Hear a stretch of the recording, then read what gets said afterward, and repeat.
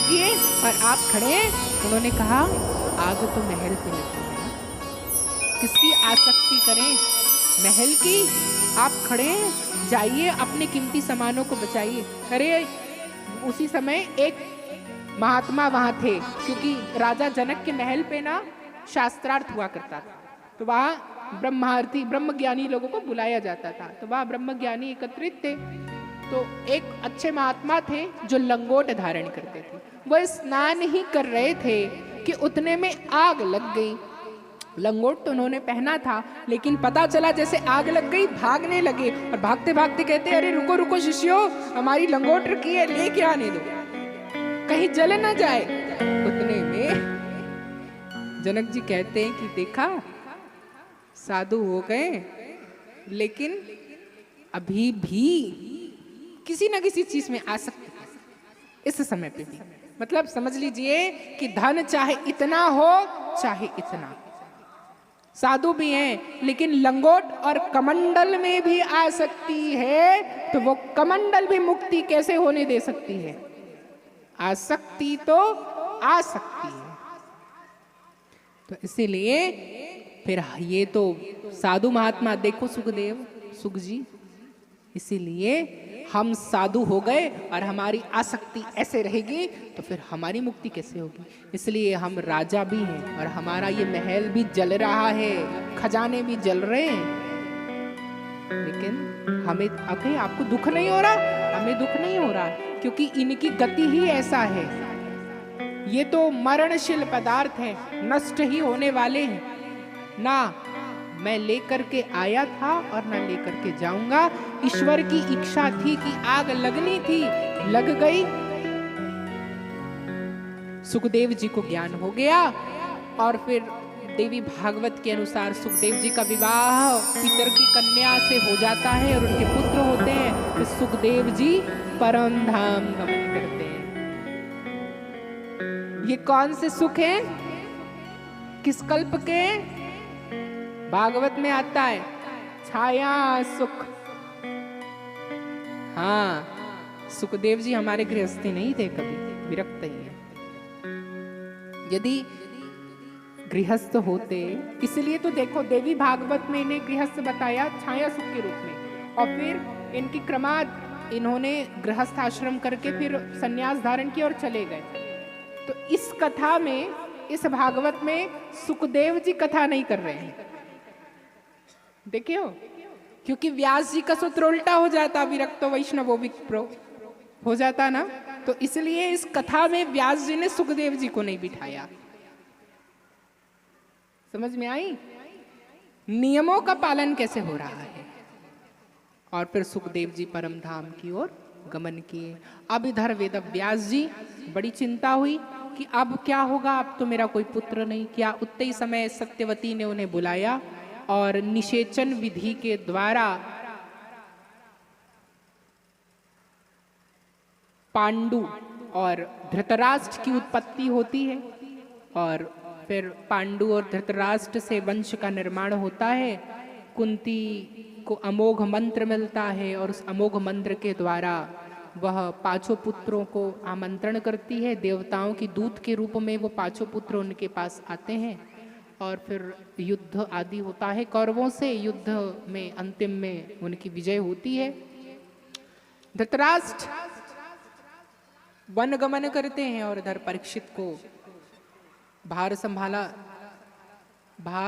का संभार दिया जाता है, और उस राजपाट को संभालते संभालते परीक्षित जी आखेट खेलने जाते हैं, श्रापित होते हैं।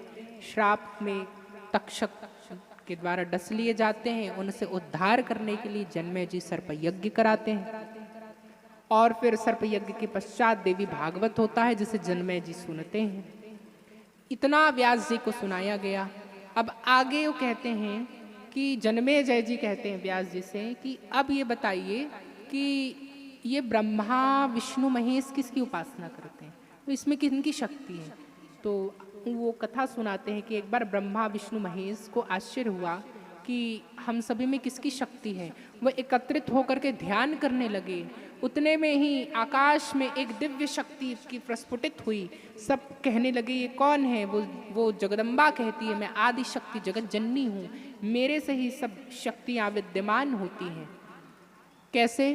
अब देखो यहाँ पे सब हैं, अब बैठे बैठे ये थक गए तो क्या कहेंगे? गुरुजी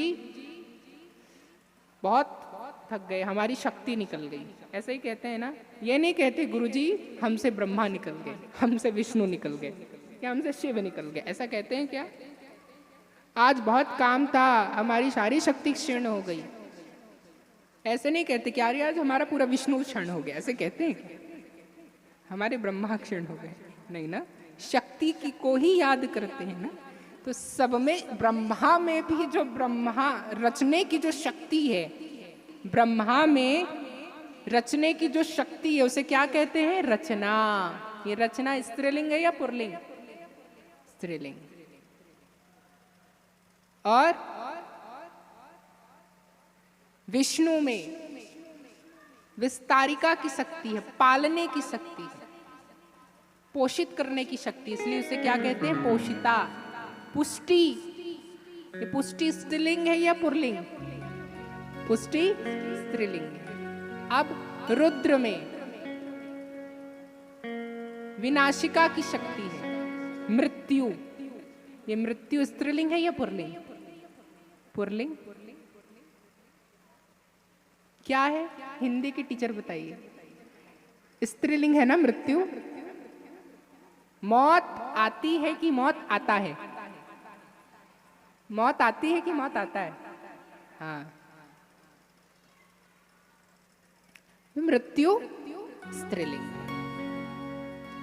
तो इनमें शिव में नाश करने की शक्ति और विष्णु में पुष्टि करने की शक्ति और ब्रह्मा में रचना करने की शक्ति किससे आती है? तो उन्होंने कहा मैं ही वो शक्ति हूँ, आज मैं तुम्हें दर्शन देती हूँ। अपने विराट रूप का दर्शन दिया। फिर कहा भगवान ये ब्रह्मांड की सृष्टि कैसे हुई? भगवती दिखाती है, वो तो हम दिखाएंगे, पहले तुम्हें ले चलते हैं। ब्रह्मा विष्णु महेश को एक यान दिया गया, उस यान पे ब्रह्मा और विष्णु महेश विराजमान होते हैं और वहां वो देखते हैं कि अनंत पृथ्वी, पर्वत, आसमान, न जाने रंग रंग के पक्षी, पशु पक्षी, जीव जंतु। हमने तो केवल चारों तरफ जल ही जल देखा था, पर यहाँ पे तो इतने सारे सृष्टि है, अनंत आकाश है, अनंत ब्रह्मांड है, अनंत पृथ्वी है। फिर उनको एक विशाल द्वीप मिलता है जहाँ पे भगवती जगदम्बा की पूजा होती है। तो वहां ये देखते हैं दोनों, तीनों, ब्रह्मा विष्णु महेश, वहां क्या देखते हैं कि सब इनकी पूजा कर रहे हैं। वहां ये भी प्रवेश हो जाते हैं, वहां ये स्त्री रूप में हो जाते हैं और जैसे इनकी पूजा करते हैं। आइए हम सब भी माँ अम्बा की पूजा करें। माँ अम्बा,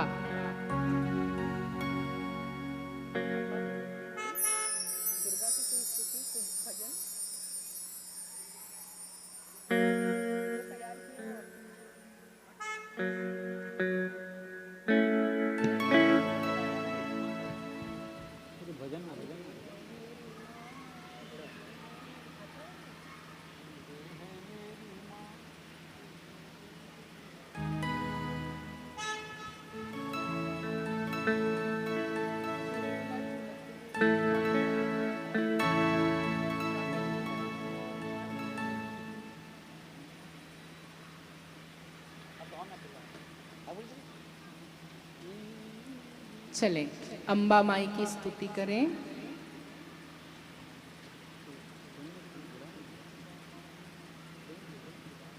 वो अम्बा के छुनुर छुनुर पायल बाज रहे हैं। भगवान वहां स्त्री स्वरूप में हो गए और देख रहे हैं कि अम्बा श्रृंगार कर रही है। कोई स्त्रियां उनको पायल पहना रही हैं, कोई देवियां उनको चुनरी उड़ा रही है, कोई उनको आलता लगा रहा है। आए हम सब भी माँ भगवती की स्तुति करें। कैसे? यहाँ पे अभी एक छोटी सी देवी खेल रही थी ना, हाँ, वैसे ही वह अम्बा का श्रृंगार हो रहा है और वो श्रृंगार गीत सब गा रहे हैं। कैसा गीत गा रहे हैं? आइए उनके पायल की झुनुर झुनुर हम भी उन पायल की झुनुर को याद करें। कैसे?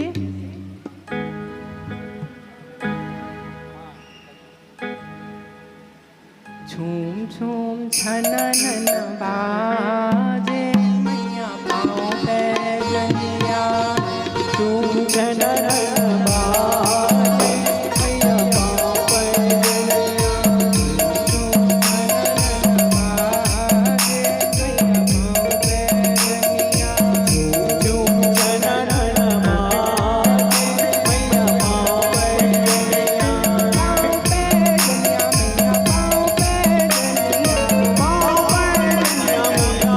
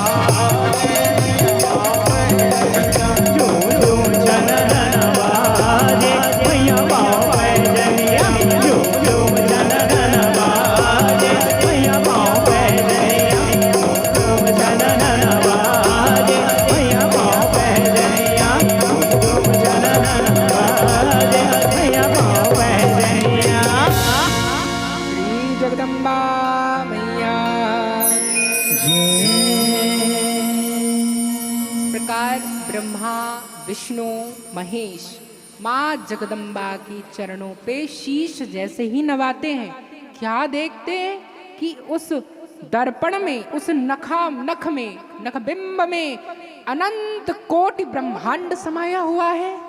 जैसे ही उस नख में प्रणाम करते हैं, समस्त लोक ब्रह्मा विष्णु महेश सहित उन्हें दिखाई पड़ते हैं।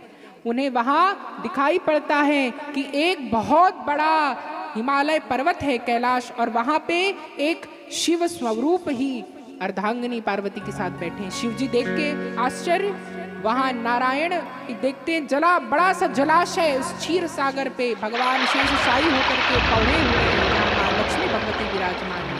विष्णु जी भी आश्चर्य और ब्रह्मा जी देखते हैं कि वहां बड़ा सुंदर ब्रह्मलोक है, जहाँ कमल पर पद्मासन पर मां ब्रह्माणी के सहित ब्रह्मा विराजमान है। आश्चर्य होते हैं, कहते हैं माँ ये कैसी लीला है। माँ कहती है ये कोई इस जन्म की लीला नहीं है, मैंने तो कई बार दिखाई है।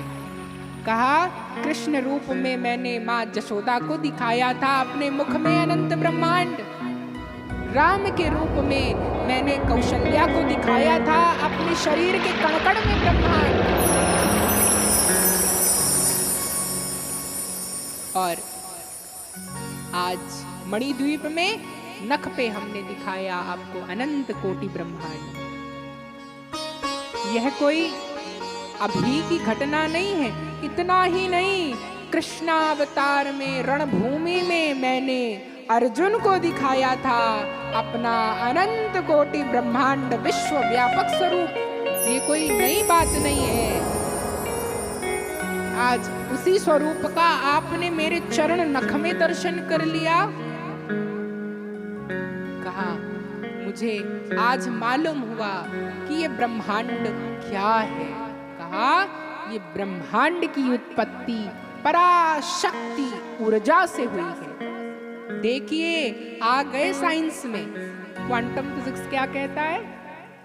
पहले क्या कहा, पहले केवल इतना कहा कि अरे कोई अणु है जिससे ये जड़ चेतन सब पदार्थ बने, किसी ना किसी अणु से बने। अब आ जाओ शास्त्र में, क्या कणाद ऋषि नाम सुने, जिन्होंने न्याय सूत्र लिखा है, दर्शन नाम ही पड़ा कणाद, जिन्होंने परमाणु संरचना स्ट्रक्चर बता दिया कि परमाणु में क्या क्या होता है। 3 तत्व होते हैं। कहा कौन कौन सा, कहा सत रज तम। ऐसे नहीं समझ पाओगे, ऐसे समझोगे। धन आयन, ऋण आयन और उदासीनता। फिर भी नहीं समझ में आया तो अब क्वांटम फिजिक्स इसको बताता है कि इसमें परमाणु होते हैं, अणु से भी छोटा एक कण होता है जिसे परमाणु कहते हैं, और उस परमाणु में भी निहित होता है इलेक्ट्रॉन, प्रोटॉन, न्यूट्रॉन, इलेक्ट्रॉन भी होता है ये स्ट्रक्चर। अब इसे पहले ही बताया जा चुका है। तो कहा ये परमाणु के अंदर भी गतिशीलता है। कहा कैसे, इलेक्ट्रॉन और प्रोटॉन चक्कर लगा रहे हैं। कहा किसके, नाभिक के, केंद्रक के, और अंत में मिल जाते हैं किसमें, न्यूट्रॉन पे। इट मीन्स उदासीनता में।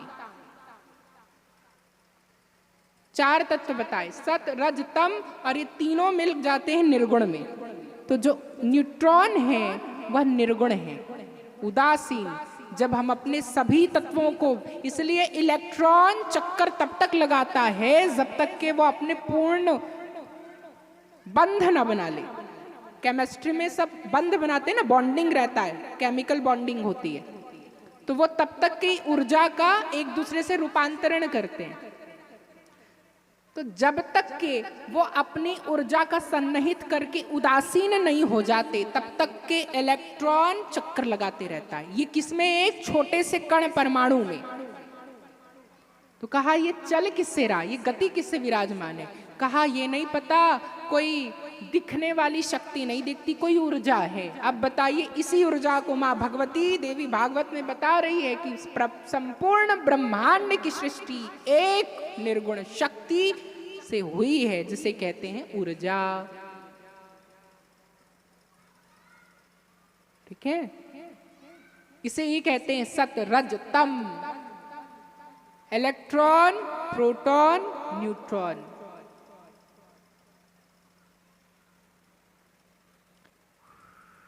तो प्रत्येक कण कण में परमात्मा है। फिर उन्हें स्वरूप ज्ञान मां भगवती देती है, और फिर ब्रह्मा को ब्रह्माणी देती है कि आज से आप सृष्टि की संरचना करें, मैं आपको अपनी एक शक्ति देती हूं, सरस्वती। क्योंकि कहा सृष्टि निर्माण करने के लिए भी कला की कला की जरूरत होनी चाहिए ना। किसी में आपको बुद्धि भरनी है, किसी में कुछ और कला भरनी है। ये कैसे होगा जब आपको रचना करने आएगी? तो रचना करने की शक्ति देते हैं सरस्वती। फिर विष्णु को देते हैं लक्ष्मी। कहा आप पालन करेंगे सबका, इसलिए आपके पास पालन करने की शक्ति लक्ष्मी हम प्रदान करते हैं। और शिव को दिया दुर्गा काली। कहा आप संहार करेंगे, इसलिए आपको संहारिका की शक्ति देते हैं माँ काली। और तीनों का लोक दिया और कहा सृष्टि निर्माण करो। फिर माँ भगवती की कृपा से तीनों सृष्टि निर्माण करने लगे। तो विष्णु जी से प्रारंभ हुआ, ब्रह्मा ने मानसी सृष्टि की और सप्त ऋषियों को निकाला, कश्यप ऋषि उत्पन्न हुए और अपने एक अंश से मनु शत्रुपा को भी निकाला। और मनु शत्रुपा से मैथुनी सृष्टि प्रारंभ हुई, उससे पूर्व कश्यप से। और कश्यप की पत्नी कौन थी मालूम है? भगवान के एक और पुत्र हुए, दक्ष। दक्ष की 60 कन्याएं थी, उनमें से एक कन्या, कुछ कन्याएं कश्यप को ब्याही गई और उनसे ही अदिति एक है कश्यप की पत्नी, और उनसे ही देवताओं की उत्पत्ति होती है। फिर आगे जन्मे जी कहते हैं कि वो पराम्बा भगवती की लीला क्या है, कैसे वो कृपा करती है। तो फिर मधुकैटभ का वृत्तांत आता है। समय हो रहा है, समय की घड़ी रोके नहीं रुक सकती। समय का ख्याल करके मधुकैटभ का वृत्तांत कल कथा पे होनी है। तो महिषासुर मर्दनी कल रणभूमि पर आएगी। आज भगवान भगवती की लीला, कुछ जगह कथा ऐसी है कि इतने सारे आख्यान भरे पड़े हैं कि कहीं किसी आख्यान को दूर से ही देख करके प्रणाम करना पड़ेगा, किसी आख्यान की परिक्रमा ही लगानी पड़ेगी, और किसी आख्यान का स्पर्श करना पड़ेगा, और किसी आख्यान का विस्तार ही करना पड़ेगा। इस प्रकार इस कथा आख्यान के अरण्य में हम प्रवेश कर चुके हैं माँ भगवती के। कल माँ भगवती के जागरण का दिवस है। आज माता छाया है, छाया रूप से है। चौथ तक के माता शांत रहती है, पंचमी से माँ जागृत होगी। पंचमी से हमारे इधर दाक्षिणात्य विधि से कल से देवी की पूजा होगी। कल से माँ को जागृत किया जाएगा। कल से माँ भगवती की महिषासुर और सारी स्तुति होगी। कल से देवी का उपाख्यान है। कल सावधान होना, सुचिता पवित्रता का ध्यान रखें। कल माँ को नीम का झाड़ा, नीम का छांव और 2 बार आरती, और उस आरती में भी जागृत। डरना नहीं आप लोग ना, हम लोग परंपरा से जुड़े हैं। तो माँ का आवाहन हुलहुली से होता है, माँ को जगाया जाता है। तो कल माँ को जागरण होगा, हुलहुली। बंगाली रीति जानते हैं ना, बांग्ला रीति, उत्कल रीति। आप हैं? अच्छा, हाँ, कोई है यहाँ बांग्ला, बंगाल प्रदेश से? अच्छा, कोई बात नहीं। तो कल यहाँ कल से महापंचमी प्रारंभ है, तो कल से ही हमारी माई जागृत होगी। कल से देवी की कथा का, देवी का भागवत चालू है, प्रारंभ है, पर कल 5वां दिन है। जैसे श्रीमद् भागवत में चौथे दिन से भगवान श्री कृष्ण का जन्म होता है ना, प्रथम दिन से कृष्ण को नहीं बुलाते, उसी प्रकार भागवत में भी पंचमी से माँ जागृत होगी। ये पंचमी से लगातार जो 10वीं पर्यंत कथा सुन लिया, उसका बुरा सा बुरा भी जो योग होगा वो टल जाएगा। चाहे शनि की दशा हो, चाहे राहु की दशा हो, चाहे फिर काल भी क्यों ना आ जाए, माँ भगवती समर्थ है और माँ भगवती की कथा भी समर्थ है। कल से सब जागृत होकर के माँ भगवती की कथा सुने, और कथा और आरती भी। तो डरना नहीं माँ भगवती की आरती में, ठीक है? हाँ,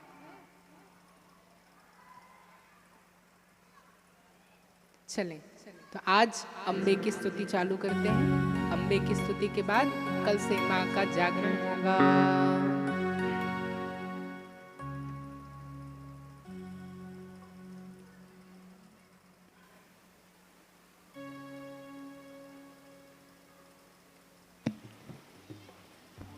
जय अम्बे जय, जय अम्बे जय, जय अम्बे जय, जय अम्बे जय, अम्बे जय, जय अम्बे जय, जय अम्बे जय, जय अम्बे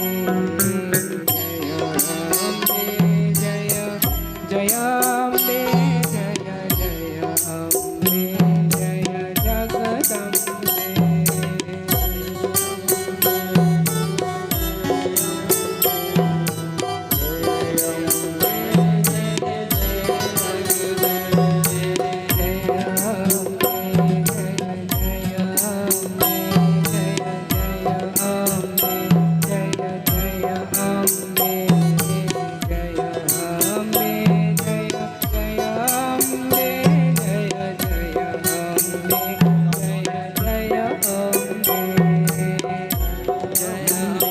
जय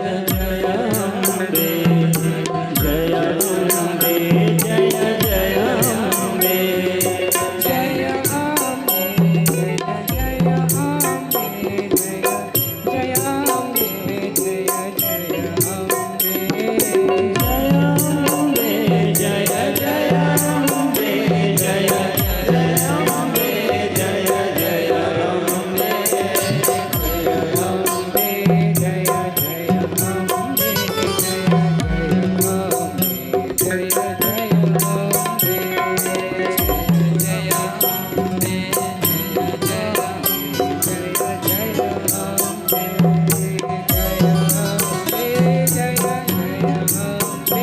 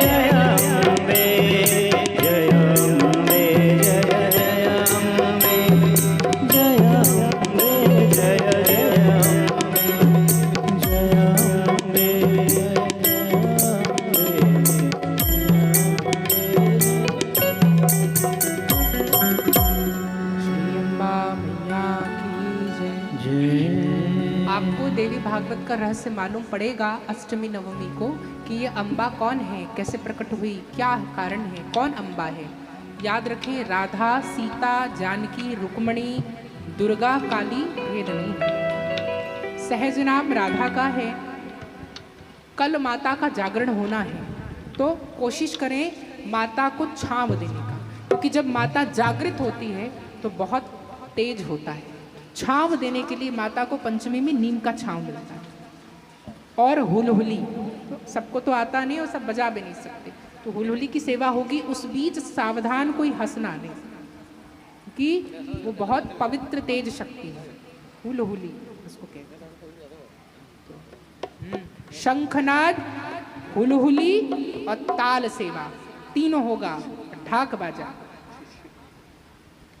तो कल से आप लोग को निवेदन है कि नीम पत्ता, आम पत्ता, अशोक के पत्ते, 3 पत्ते, घड़े में जल शांति के लिए, पान पत्ता, 4 मिठाई जिसको हम लोग कहते हैं अनरसा, माता की छांव देने के लिए। कल आरती होनी है।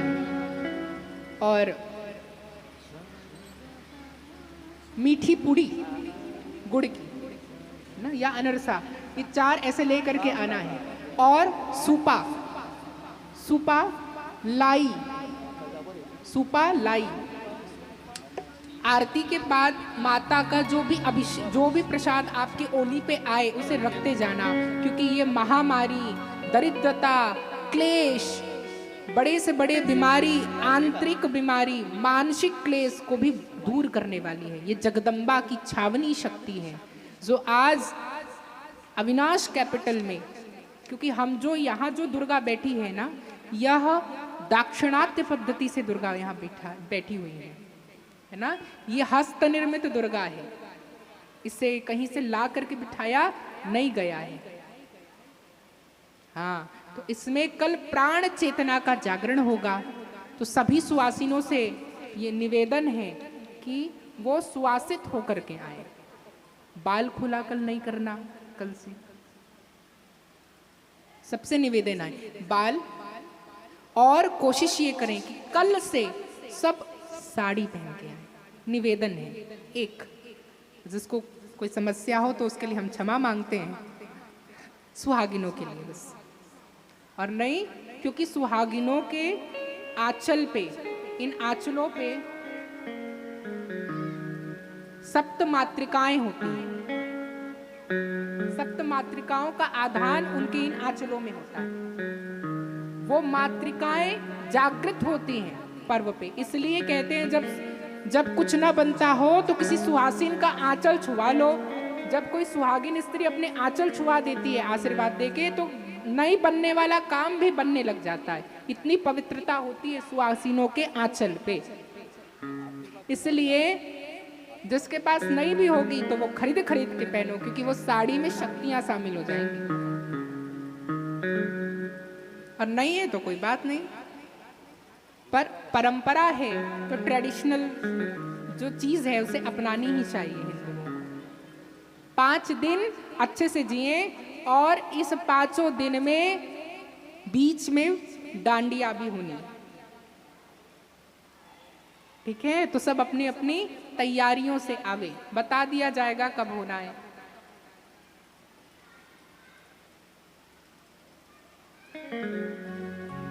तो पान पत्ता, सुपा, लाई, दर्पण और आलता, एक इतने बड़े पात्र में आलता घोल के रख देवे।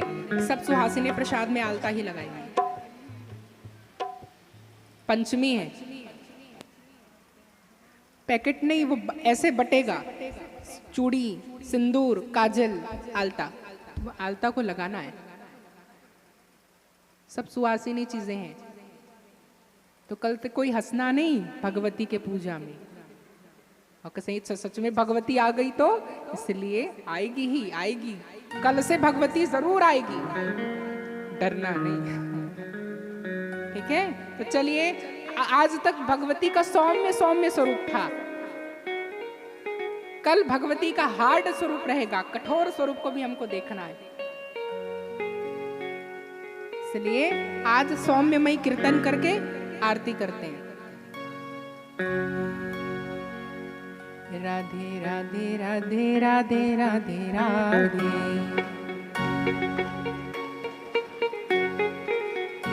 राधे राधे राधे,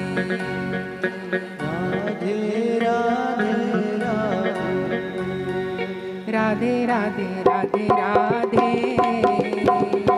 राधे राधे राधे,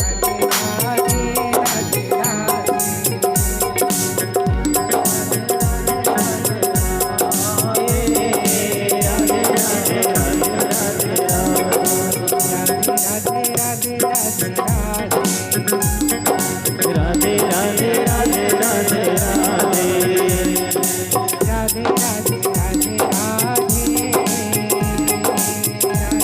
राधे राधे राधे राधे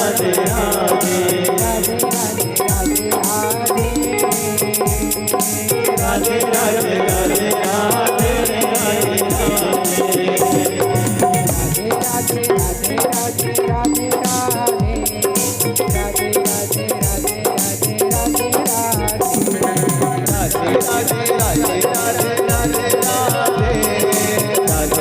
राधे राधे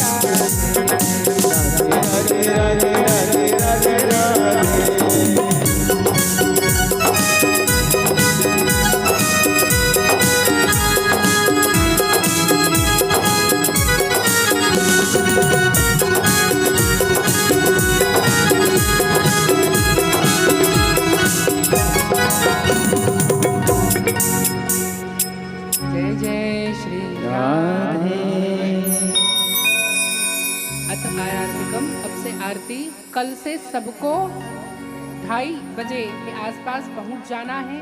कल से माई का जागरण है, तो सबको जगाने आना है ना।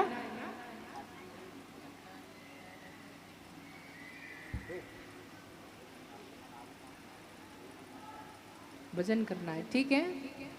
आरती से पूर्व भजन होना है। आज माता को जितना सौम्य भाव से कल से जागरण होगा।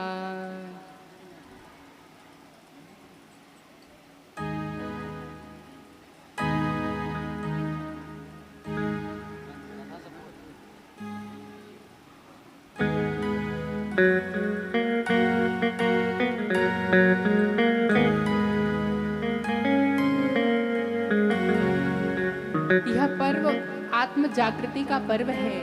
आत्म जागरण होना है।